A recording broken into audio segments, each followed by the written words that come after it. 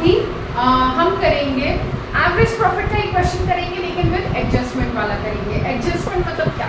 Adjustment मतलब मैंने पिछली क्लास में बताया था कि अबनॉर्मल प्रॉफिट जो होता है वो डिडक्ट होता है, और एबनॉर्मल लॉस जो होता है इस चीज को हम लोग ऐड करते हैं, ठीक है। तो नोट में मैंने ये लिखाया था, अभी भी याद रखना, ठीक है। तो एक क्वेश्चन देखो आपके स्क्रीन पे आया होगा, हम भी पढ़ते हैं, आप भी पढ़ो। क्वेश्चन कहता है सिमरन purchased अनीता's business on 1st April 2022. It was agreed to value goodwill at 3 years purchase of average normal profit of the last 4 years.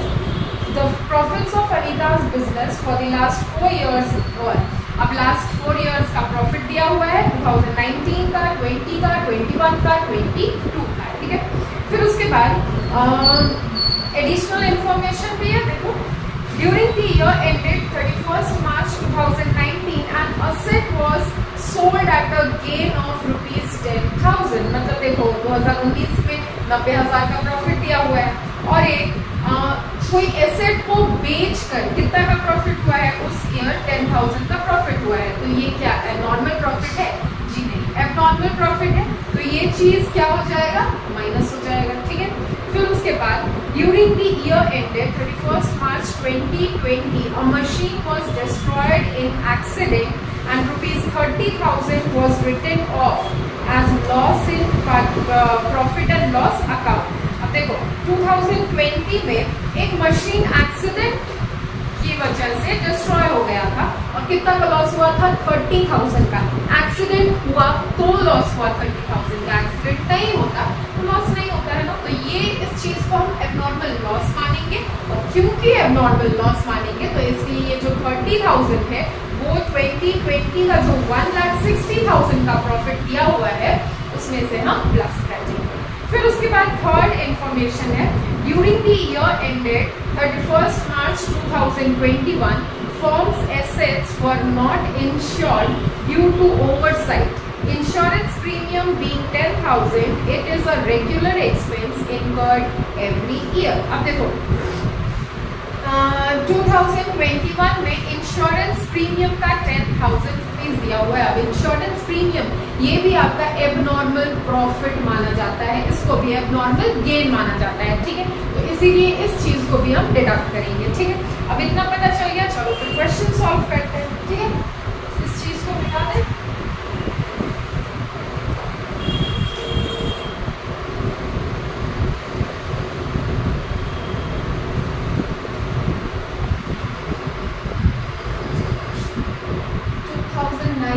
में अगर देखें तो 90,000 का प्रॉफिट दिया हुआ है। 2020 में 1,60,000 का प्रॉफिट दिया है।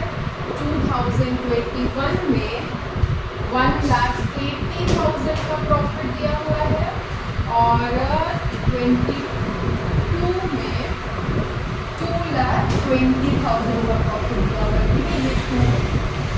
ठीक है। अब देखो फर्स्ट जो एडिशनल इंफॉर्मेशन दिया है उसमें 2019 में एबनॉर्मल प्रॉफिट हुआ है 10,000 का। एबनॉर्मल प्रॉफिट को हम क्या करते हैं? माइनस करते हैं 2019 में, ठीक है।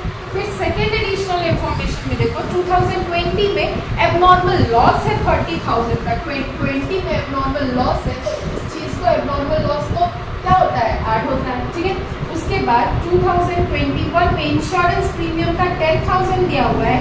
ये भी इंश्योरेंस प्रीमियम का जो अमाउंट है इसको भी एबनॉर्मल प्रॉफिट माना जाता है, तो ये चीज भी माइनस हो जाएगा, ठीक है। 21 में 10,000, और 22 के बारे में कोई इंफॉर्मेशन नहीं दिया हुआ है, तो 2022 का यही प्रॉफिट हो जाएगा, ठीक है। अब चलो फिर माइनस करो, 90,000 माइनस यहाँ 80,000 का जाएगा, 1,90,000 और 1,70,000, ठीक है। यहाँ तो कुछ है नहीं, ठीक है। तो 2022 का प्रॉफिट तो 2,20,000 ही रहेगा, ठीक है। उसके बाद इन प्रॉफिट्स को हम ऐड कर देंगे, 0 17 7 26 3 4 5 6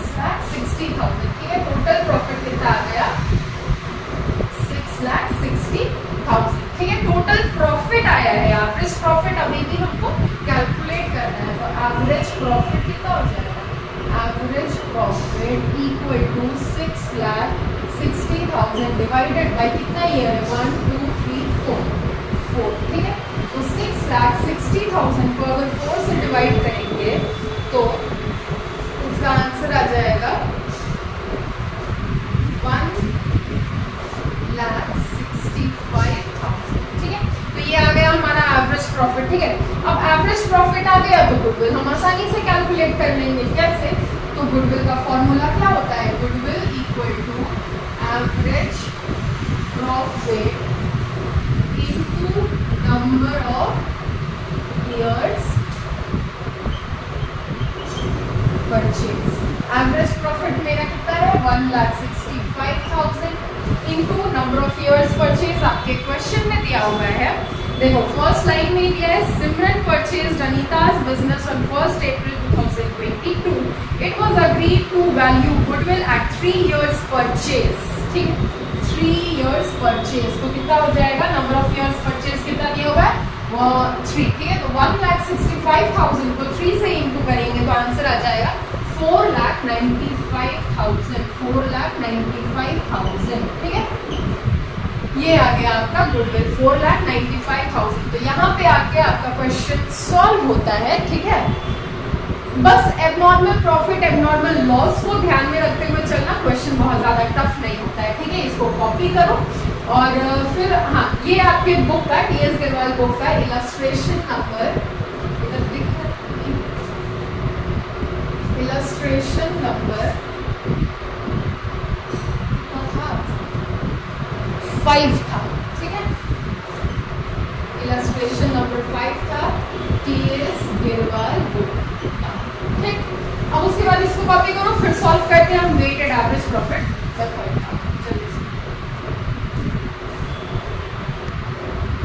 चलो अब हम बनाते हैं वेटेड एवरेज प्रॉफिट मेथड का क्वेश्चन, जो कि फिर से आपके टीएस गिरवाल बुक का question number, practical question number, illustration नहीं है इसमें, ठीक है। प्रैक्टिकल क्वेश्चन नंबर 14 है, ये देखो अगर दिख रहा है तो, नहीं तो क्वेश्चन इधर स्क्रीन पे कहीं पे आ रहा होगा, ठीक है। तो आगे पढ़ो, हम भी पढ़ते हैं। क्वेश्चन कहता है, अब देखो बड़ा सा क्वेश्चन है, देखकर डरना नहीं है बिल्कुल भी, क्वेश्चन पढ़ो, सॉल्व करोगे, एक बार अभी सॉल्व करेंगे तो लगेगा अरे इतना इजी क्वेश्चन था, ठीक है। तो चलो फिर क्वेश्चन कहता है, Raman and Gaman are partners sharing profits in the ratio 60:40 and for the last 4 years they have been getting annual salaries of 50,000 40,000 respectively। अब ये लाइन को ना दिमाग में रख कर चलना, ठीक है, कि पिछले 4 साल से रमन और दमन दोनों पार्टनर्स को सैलरी मिल रहा है, कितना, तो 50,000 रमन को, 40,000 दमन को।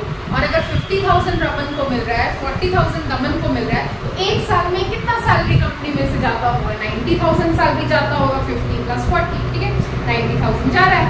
The annual accounts have shown the following net profit before charging partners salary। अब देखो 3 साल का प्रॉफिट दिया हुआ है, 2020 का, 21 का, 22 का, ठीक है। चलो इसको लिखते हैं, 2020 का दिया हुआ है 1,40,000, 21 का दिया हुआ है कितना है, 1,01,000 और 2022 का दिया हुआ है 1,30,000, ठीक है। फिर आगे बोलता है, on 1st April 2022 Zinu is admitted to partnership for 1/4 share in profit without any salary। और फिर 1st April 2022 को Zinu एक नया पार्टनर एडमिट हो रहा है, लेकिन उसको अभी कोई फिलहाल सैलरी नहीं मिलेगा, without any salary. Goodwill is to be valued at 4 years purchase, number of years purchase दिया हुआ है 4, of weighted average profit of last 3 years after partner salary. After partner salary बोला ना, ठीक है। तो इसीलिए उस लाइन को मैंने बोला था कि याद दिमाग में रख के चलना, ठीक है। आफ्टर पार्टनर सैलरी बोला है तो 20 ना, ठीक है। 20 में अगर 2 पार्टनर है, एक को 50,000 सैलरी जा रहा है, दूसरे को 40,000 सैलरी जा रहा है, तो एक साल में कंपनी में से कितना सैलरी गया, 90,000 सैलरी गया, ठीक है। तो 90,000 माइनस कर देंगे, तो वैसे ही एवरी ईयर होगा कि नहीं, क्योंकि क्वेश्चन में साफ बोला है कि पिछले 4 साल से पार्टनर्स को सैलरी मिल रहा था, ठीक है, और हम लास्ट 3 इयर्स का बना रहे हैं। ये जो भी हमको प्रॉफिट दिया हुआ है वो लास्ट 3 इयर्स का दिया हुआ है, तो 3 साल में प्रॉफिट सैलरी मिलना होगा, ठीक है। तो अब देखो अब कितना हो जाएगा, पार्टनर्स के पास प्रॉफिट कितना बचेगा, यहाँ पे 50,000 प्रॉफिट बचेगा कंपनी के पास, यहाँ पे 11,000 प्रॉफिट बचेगा कंपनी के पास, यहाँ पे 40,000 प्रॉफिट बचेगा, ठीक है। ये हो गया आपका प्रॉफिट, ये हो जाएगा आपका वेट्स जो कि क्वेश्चन में दिया हुआ है। आगे लिखा है ना, profits to be weighted as 1, 2 and 3, 1, 2 and 3. The greatest weight being given to the last year, calculate the value of goodwill, ठीक है। तो इसको हम क्या करते हैं, इसको अगर A मानेंगे तो इसको अगर A मानेंगे, इसको अगर B मानेंगे, तो यहाँ पे हम प्रोडक्ट निकालते हैं A इंटू B, ठीक है। 50,000 इंटू 1 इंटू करना है, 50,000 इंटू 1 50,000, 11,000 इंटू 2 22,000, 40,000 इंटू 3 1,20,000। अब टोटल करेंगे तो टोटल कितना आ जाएगा इसका,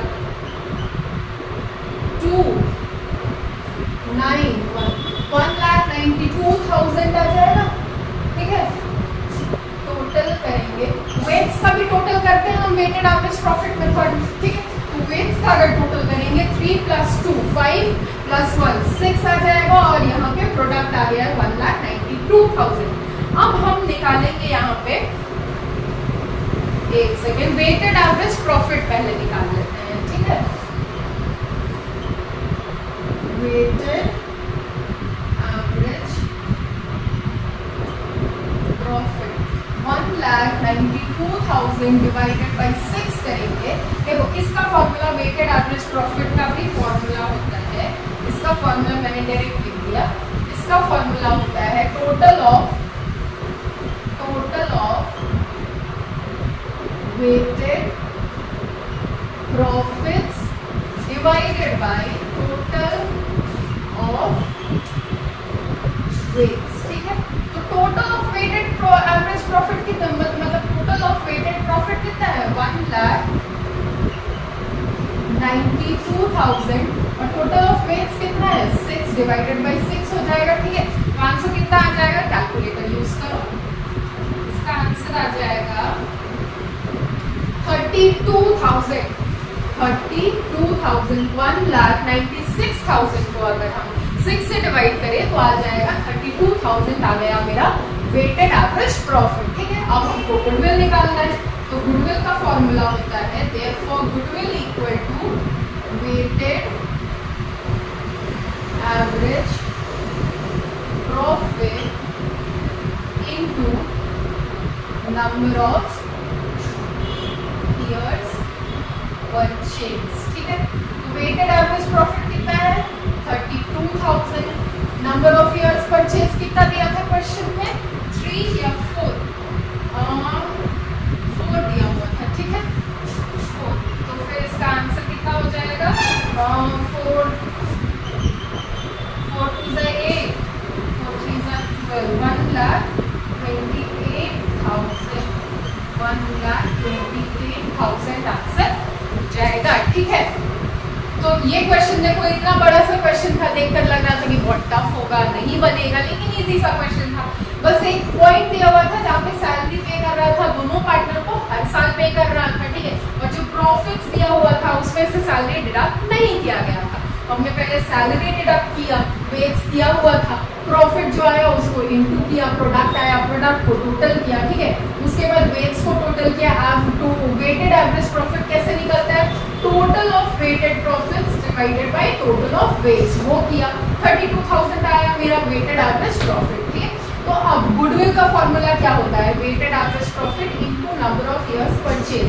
तो 32,000 इंटू 4 करेंगे, ये नंबर ऑफ इयर्स परचेज 4 आपके क्वेश्चन में दिया हुआ है, तो ये करेंगे 1,28,000 आंसर आ गया। तो इसी के साथ ये क्वेश्चन यहाँ पे सॉल्व होता है। ये था आपके बुक का क्वेश्चन नंबर 14, ठीक है। टीएस गिरवाल का क्वेश्चन नंबर 14 था, ठीक है। टीएस अग्रवाल का क्वेश्चन नंबर 40। हाँ ठीक है, देखो वेटेड एवरेज प्रॉफिट का आपके बुक में 2 ही क्वेश्चन दिया हुआ था, प्रैक्टिकल क्वेश्चन में अगर देखो तो इलस्ट्रेशंस में भी होगा ये तो, ठीक है। आप लोग अच्छे से प्रैक्टिस करो, बहुत ज़्यादा टफ तो गुडविल नहीं है, ठीक है। तो फिर चलो फिर वीडियो को बहुत ज़्यादा लेंथी ना बनाते हुए यहीं पे थम जाते हैं और मिलते हैं नेक्स्ट क्लास में, नेक्स्ट वीडियो में सुपर प्रॉफिट मेथड के साथ। टिल देन हंसते रहो, पढ़ते रहो और थैंक यू।